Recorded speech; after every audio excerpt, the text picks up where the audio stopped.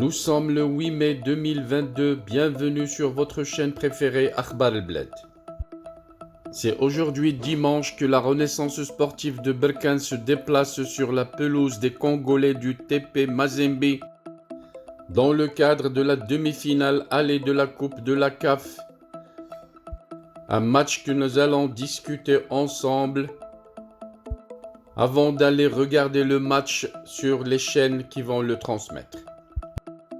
C'est un périlleux déplacement, celui que va entamer la Renaissance sportive de Berkane pour affronter dans quelques instants l'équipe congolaise du TP Mazembe en match aller des demi-finales de la Coupe de la Confédération africaine de football, mais l'équipe marocaine, confortée par ses récents résultats positifs en Botola, sera bardée par l'expérience et la détermination pour remporter le match à Lomambashi. La Renaissance de Berkane qui entame cette rencontre face à l'une des équipes les plus titrées au niveau africain, qui jouera à domicile, un avantage pour les Congolais qui sont chez eux, appelés les tout-puissants Mazembe.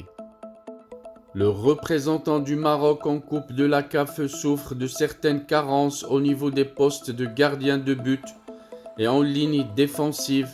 En témoignent les buts encaissés par la Renaissance sportive de Berkane en Botola et en Coupe de la CAF, une situation que connaît l'entraîneur Florent Ebengue, qui va certainement combler ses lacunes à travers des choix tactiques judicieux.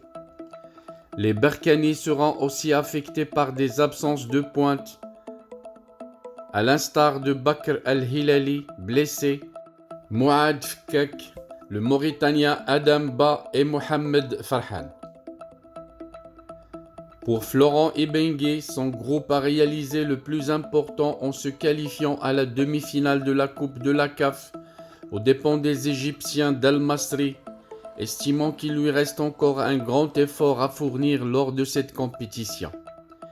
Il a indiqué que malgré la victoire face à Al Masri, nous sommes conscients que nous ne sommes pas encore des champions, mais nous allons travailler pour y parvenir. Les Congolais du TP Mazembe tenteront de revenir au devant de la scène footballistique africaine à travers cette rencontre et s'assurer un bon score qui leur permettra d'entamer le match retour plus sereinement. Commentant ce match, le milieu de terrain du TP Mazembe, Kofi Koame, a estimé que ce duel réunira deux grandes équipes, ajoutant que la Renaissance de Berkane dispose d'un projet ambitieux sous la houlette de l'entraîneur expérimenté Florent Ebengue. Le joueur ivoirien a souligné dans ses déclarations à la presse que la Renaissance sportive de Berkane compte un groupe de qualité, ajoutant que l'équipe marocaine a signé un parcours distingué en Coupe de la CAF. Voilà donc à quelques minutes de la rencontre de la Coupe de la Confédération africaine de football qui opposera le tout-puissant Mazembe de Lomambashi à la Renaissance de Berkane du Maroc. Le suspense reste entier d'après les supporters vivant à Kinshasa. D'après certains Congolais, l'équipe congolaise comme la marocaine devrait jouer la prudence pour éviter une surprise pendant le match aller qui va se jouer au stade Kamalondo de Lomambashi dans le cadre de la coupe organisée par la Confédération africaine de football.